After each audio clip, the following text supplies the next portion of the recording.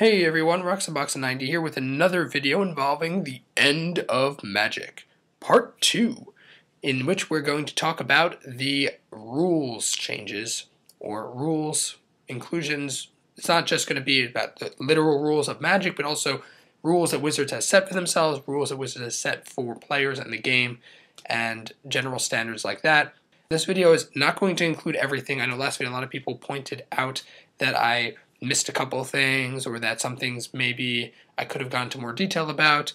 Realize that this is a fairly short video, even if it ends up going to 11-12 minutes, to discuss all this stuff, because a ton of Magic history has gone on, and so I try to condense it for you guys as much as possible, and sometimes I miss some things. So if I miss anything, feel free to comment below, just letting you know that's my process. So let's start with the rules. First, we have the change from build whatever decks you want, which of course would never work in any sort of constructed format, to 60 card decks, as well as making it that you can't have as many cards as you want in a deck. You have to have 4 of the maximum number of cards you can run for any given card for every single card in the deck except for the very basic lands, which, as we know, has continued till this day.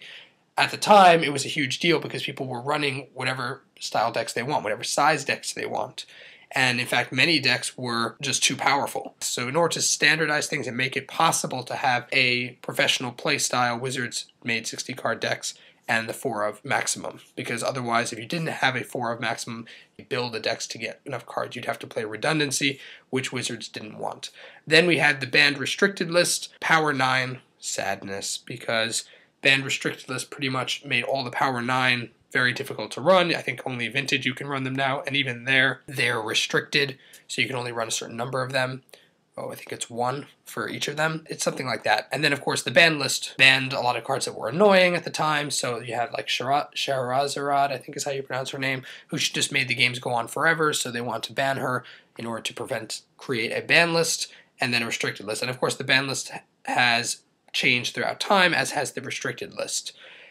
So with these different changes, they made it possible for players to have a standard environment. So standard began, and the first standard environment was pretty much not exactly the same as we have today, but again, it was about making decks possible to standardize and having those decks be playable in a professional format where different players can bring builds that are put within certain guidelines and be able to compete. Then we had the Chronicles, a disaster, pretty much, because Chronicles came, and when it came out, it pretty much was a massive reprint of a lot of valuable, hard-to-find cards in order so that more players could lay hands on Magic cards that were hard to come by.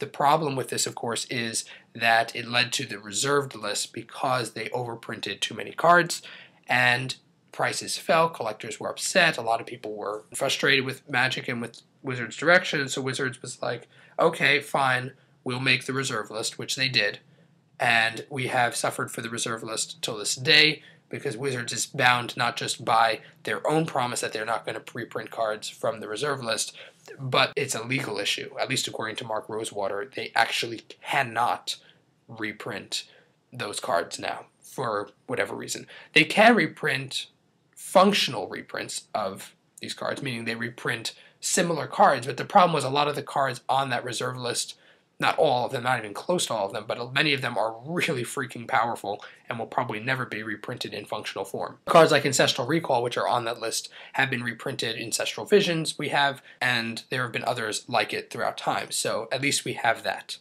Then we got the 6th edition rules, which introduced the concept of a ton of stuff. It basically made Magic have a somewhat reasonable rule structure so that players could more consistently follow it, because at the time beforehand you pretty much had to really learn the rule structure, all the loopholes and twists, because it really wasn't a functionally built system.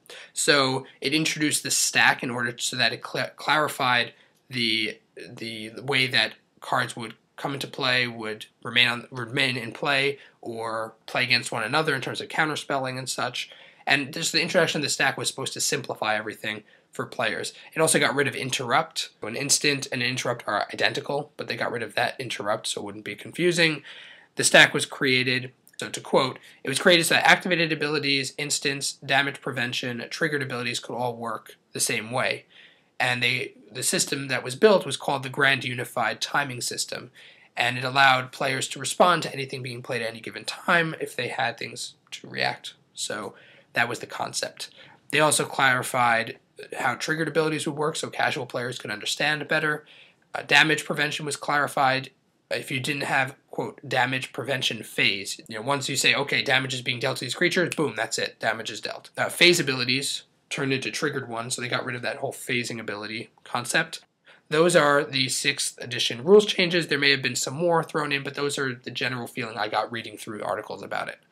Then we had the 8th edition card frame, which wasn't a rule, so to speak, but it was Wizards trying to modernize the card frame and do something different. And it also created the possibility for Modern today. I don't know if Wizards was thinking about it back then, but it showed a little foresight by making, 8th edition is the break for Modern versus before Modern, which is Legacy, Vintage, and such. That was introduced. A lot of players didn't like it at all. They were very unhappy with the 8th edition card frame because it just looked the way it looked. Also, 8th edition put in reminder text for evergreen keywords, meaning things like flying, first strike, trample. And a lot of players are like, really? You should know this by now. Why are we putting reminder text and taking up card space with these reminders in 8th edition? It just makes no sense to us. I think it helped expand the game because newer players would have the ability to learn from the cards they were playing. They wouldn't just need to have someone tell them the rules once and then hope they remembered them.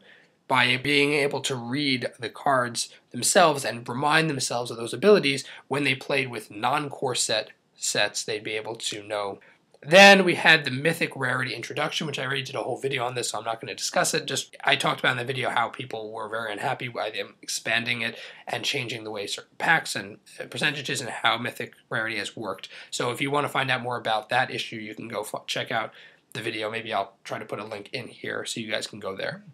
Then we had the concept of putting lands into booster packs. Again, not an official rule, so to speak, but it's a change in style of how Wizards constructs themselves.